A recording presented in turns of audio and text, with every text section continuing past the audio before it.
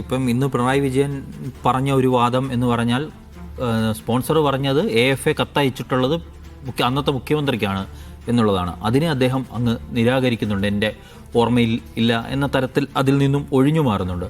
യഥാർത്ഥത്തിൽ എന്തായിരിക്കും ഇവിടെ സംഭവിച്ചിട്ടുണ്ടാകുക? നമുക്കെല്ലാവർക്കും അറിയാം അർജൻറ്റീനയുടെ സാമ്പത്തിക സ്ഥിതിയും മറ്റും. അവരെങ്ങനെയാണ് അർജൻറ്റീനിയൻ ഫുട്ബോൾ അസോസിയേഷൻ പണം സമാഹരിക്കുന്നത് എന്ന് നമ്മൾ പലതവണ ചർച്ച ചെയ്തിട്ടുള്ള ഇത്തരം ഇവൻറ്റുകളിലൂടെയാണ്. അതിൽ പൈസ ആര് കൊടുക്കുന്നോ അവർക്ക് വേണ്ടി പോയി കളിക്കും. പക്ഷേ അതിന് ചില സ്റ്റാൻഡേർഡ്സ് ഉണ്ട്, അത് മീറ്റ് ചെയ്യണം എന്നുള്ളതാണ്. ആദ്യത്തെ ചോദ്യം, ഇതൊക്കെ ഫിഫ അറിഞ്ഞിട്ട് തന്നെ നടന്ന ഏർപ്പാടുകളായിരുന്നോ എന്ന് അന്നത്തെ സർക്കാരും ഈ സ്പോൺസറും വളരെ വ്യക്തമായി വിശദീകരിക്കണം. അങ്ങനെ നടന്ന ഫിഫയുടെ അനുമതി, കാരണം ഇതൊരു ഇന്റർനാഷണൽ മാച്ചാണ്. അതിന്റെ കൂടെ ഒരു കാര്യമുണ്ട്, ഇന്ത്യൻ ഫുട്ബോൾ അസോസിയേഷൻ അറിഞ്ഞിട്ടുണ്ടോ? അതും കൂടെ പറയണം. കേരള ഫുട്ബോൾ അസോസിയേഷൻ ഇന്ത്യൻ ഇതൊക്കെ അറിയണ്ടേ? അറിയണം. ഇത്തരം തവിട് കൊടുത്ത് നേരത്തെ അജിംസ് പറഞ്ഞ വാചകം തന്നെ ഞാൻ എടുക്കണം. ഇവരൊക്കെ തവിട് കൊടുത്ത് വാങ്ങിയതൊന്നുമല്ല. അതുകൊണ്ട് ഇവരൊക്കെ അറിഞ്ഞിട്ടുള്ള ഏർപ്പാടാണോ? അങ്ങനെ അറിഞ്ഞിട്ടുള്ള ഏർപ്പാടാണെങ്കിൽ ഈ സ്പോൺസറും അന്നത്തെ കായിക മന്ത്രിയും എന്ത് ചെയ്യണം? ആ രേഖകൾ പൊതുസമൂഹത്തിന് മുന്നിൽ കൊണ്ടുവരട്ടെ. അല്ല, ഈ സ്പോൺസർ ഒരിക്കൽ നടത്തിയ വാർത്താ സമ്മേളനത്തിൽ, ഏറ്റവും അവസാനം നടത്തിയ വാർത്താ സമ്മേളനത്തിൽ പറഞ്ഞൊരു കാര്യമുണ്ട്. ഇതിൻ്റെ ശരിയായ റൂട്ടുണ്ട്. ഈ പിന്നെ all India football federation, Asian football federation, അത് കഴിഞ്ഞ് ഫിഫ, അതിലേക്ക് കാര്യങ്ങൾ അങ്ങനെ പോകണം. ആ റൂട്ടിൽ ഞങ്ങൾ പോയില്ല, ഫിഫയെ സമീപിക്കാൻ വൈകി എന്നുള്ള കാര്യം അദ്ദേഹം സമ്മതിക്കുകയും ചെയ്യുന്നുണ്ട്. അതായത് പോകേണ്ട റൂട്ടിലല്ല പോയത്. അത് തന്നെയാണ് ഇവിടുത്തെ എല്ലാ പ്രശ്നങ്ങളും. അതായത് നേരത്തെ ഞാൻ സൂചിപ്പിച്ചതുപോലെ അർജന്റീനിയൻ ഫുട്ബോൾ അസോസിയേഷനെ സംബന്ധിച്ച് അവരുദ്ദേശിച്ച പൈസ കിട്ടിയാൽ, മറ്റ് മാനദണ്ഡങ്ങൾ മീറ്റ് ചെയ്യുന്നുണ്ടെങ്കിൽ അവർ വന്ന് കളിക്കും. നേരത്തെ നിഷാദ് സൂചിപ്പിച്ച് ഈ കരാറിൽ ചില ലംഘനങ്ങൾ ഉണ്ടായി, അതുകൊണ്ടാണ് അവർ വരാതിരുന്നത്. പരമമായ സത്യം അതാണ്. ഈ കരാറിൽ സമയത്ത് പൈസ കൊടുത്തിട്ടില്ല. അവിടെ തൊട്ട് തന്നെ ഇതെല്ലാം പൊളിഞ്ഞു പോയിട്ടുണ്ട്. ഇനി റിപ്പോർട്ടറും അർജന്റീനിയൻ ഫുട്ബോൾ അസോസിയേഷനും തമ്മിലുള്ള ഇടപാട് മാത്രമാണ് ഇതെങ്കിൽ നമ്മളെ സംബന്ധിച്ചിടത്തോളം അതിനകത്ത് കാര്യമില്ല. RBC, അർജന്റീനിയൻ ഫുട്ബോൾ അസോസിയേഷനോ അവരുടെ ഏജൻസിയോ ഒക്കെ വഞ്ചിച്ചിട്ടുണ്ടെങ്കിൽ പണം പോയത് അവർക്കാണ്, അവർ തമ്മിൽ തീർത്തോളും. ഇതിനകത്ത് ഒറ്റ പ്രശ്നമുള്ളൂ, നമ്മുടെ സർക്കാരിൻ്റെ സംവിധാനങ്ങൾ ദുരുപയോഗം ചെയ്തോ എന്നാണ് പ്രധാനപ്പെട്ട ചോദ്യം. ഇപ്പോഴത്തെ സ്പെഷ്യൽ കായിക സെക്രട്ടറി നടത്തിയ അന്വേഷണ റിപ്പോർട്ട് വായിച്ചാൽ സംസ്ഥാന സർക്കാരിൻ്റെ സംവിധാനങ്ങളെ അടിമുടി ദുരുപയോഗം ചെയ്തിട്ടുണ്ട് എന്നുള്ളതാണ്. അതിന് മുൻ മന്ത്രി അബ്ദുറഹ്മാൻ ഇന്നലെ നൽകിയ വിശദീകരണം അത്ര തൃപ്തികരമൊന്നുമല്ല.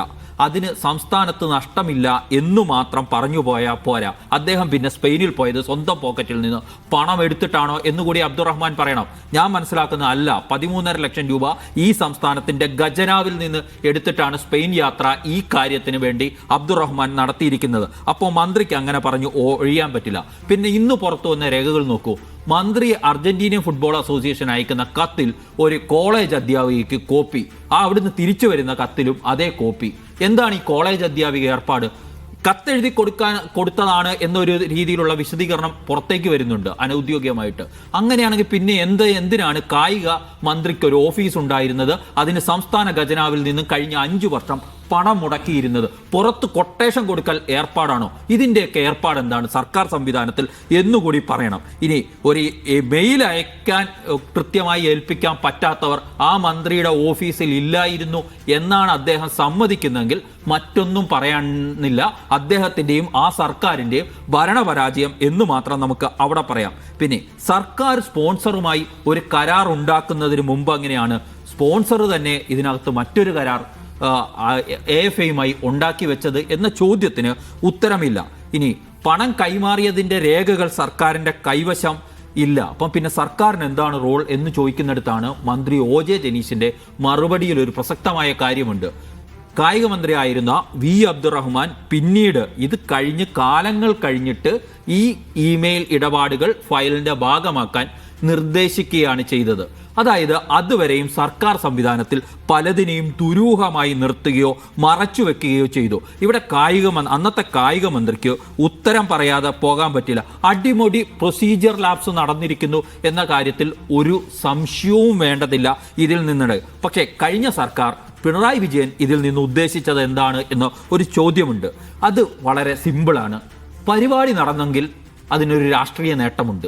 അതായത് മെസ്സി വരും കേട്ടോ, മെസ്സിയെ ഇങ്ങോട്ട് ഞങ്ങളുടെ സർക്കാർ എത്തിച്ചു, ദേ കായിക പ്രേമികൾക്കായി മെസ്സി ഇവിടെ ഇന്റർനാഷണൽ മത്സരം നടത്തിയിട്ട് പോയിരിക്കുന്നു, ഈ സർക്കാരിന്റെ ഭരണ നേട്ടമായി എണ്ണാമായിരുന്നു. അതിനുള്ള പൈസ എന്തായാലും സർക്കാർ ഖജനാവിൽ നിന്ന് എടുത്തു കഴിഞ്ഞാൽ അത് ചില പ്രശ്നങ്ങൾ സൃഷ്ടിച്ചേക്കാം. കാരണം ഇത് എത്തിക്കാൻ കഴിഞ്ഞില്ലെങ്കിൽ ഉള്ള പരാജയം. അപ്പോഴാണ് ഒരു സ്പോൺസറെ ഫ്രീ ആയി കിട്ടുന്നു. ആ സ്പോൺസറുടെ ചെലവിൽ ഈ സ്പോൺസർക്ക് വേറൊരു ഗുണം കൂടിയുണ്ട്. കഴിഞ്ഞ സർക്കാരിന്റെ മൗത്ത് പീസായി പ്രവർത്തിച്ചിരുന്നതാണ് ഈ സ്പോൺസർ എന്ന കാര്യത്തിലും ആർക്കും സംശയമില്ലല്ലോ. പക്ഷേ സാജു, എനിക്ക് തോന്നുന്നത് അത് ഇങ്ങനെയാണ് ചിന്തിക്കണമെന്ന് തോന്നുന്നു. അതായത് സർക്കാരിന് മെസ്സിയെ കൊണ്ടുവരാൻ ആഗ്രഹം തോന്നുന്നു. ഒരു ദിവസം രാവിലെ നമ്മൾ എങ്ങനെ കൊണ്ടുവരും, ഖജനാവിൽ പൈസയൊന്നും ഇല്ലല്ലോ, എന്നാൽ ഒരു സ്പോൺസറെ കണ്ടെത്താം. ഇത് ആ പരിപാടി അല്ല കേട്ടോ. സ്പോൺസർ ഒരു പരിപാടി ഡിസൈൻ ചെയ്യുന്നു, മെസ്സിയെ കൊണ്ടുവരാം, കോടാനുകോടികളുടെ ഇടപാട്, അതിന് സർക്കാരിനെ വേണം. അതിനാണ് സർക്കാർ ഈ പ്രൊസീജിയർ ഇങ്ങനെ ചിന്തിക്കുന്നത്. നീ തിരിച്ചൊന്ന് ചിന്തിച്ച് ഫൈസി, അതാ പരിപാടി. ഇത് മറ്റൊന്നും കൂടിയുണ്ട്. ഇനി നടക്കാതെ പോയപ്പോൾ ഇപ്പൊ ആ കുറ്റം ആരുടേതായി? സ്പോൺസറുടേത് മാത്രമായി. അപ്പോൾ അന്നത്തെ സർക്കാരിന് ഇതിൽ നിന്നൊക്കെ കൈ കഴുകി പോകാൻ പറ്റുമോ? സ്പോൺസർ എന്നൊരു കുറ്റമൊന്നും പറയുന്നില്ല, അവര് പറയില്ല, കുറ്റപ്പെടുത്തരുതേ എന്നാണ്. കുറ്റപ്പെടുത്തരുതേ എന്ന് പറഞ്ഞ ഡിവൈഎഫ്ഐയുടെ സംസ്ഥാന സെക്രട്ടറിക്ക് രംഗത്ത് വരണമെങ്കിൽ എന്തൊരു അവസ്ഥയാണ് എന്നുകൂടി നമ്മൾ ആലോചിക്കേണ്ടതുണ്ട്. എന്താണ് അന്വേഷണം വേണ്ട എന്ന നിലപാട് ഡിവൈഎഫ്ഐക്കുണ്ടോ, കഴിഞ്ഞ സർക്കാരിനുണ്ടോ?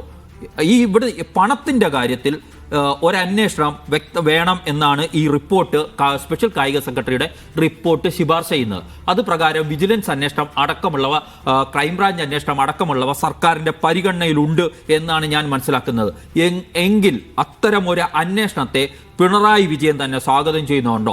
അദ്ദേഹത്തിന്റെ കാലത്ത് നടന്ന ക്രമക്കേട് എന്ന ആരോപണം നിലനിൽക്കുന്നു.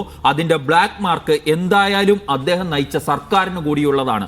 അതിനെ സ്വാഗതം ചെയ്യാൻ എന്താണ് ബുദ്ധിമുട്ട്? എന്തിനാണ് അന്വേഷണത്തെ എതിർത്തുകൊണ്ട് CPM-ന്റെ യുവജന സംഘടന തന്നെ രംഗത്ത് വരുന്നത് എന്നുള്ളതാണ്. അത് അങ്ങോട്ടും ഇങ്ങോട്ടും ചെയ്തു കൊടുത്ത സഹായത്തിന്റെ പേരിലാണോ എന്നുകൂടി ഇവരൊക്കെ വിശദീകരിക്കേണ്ടതുണ്ട്.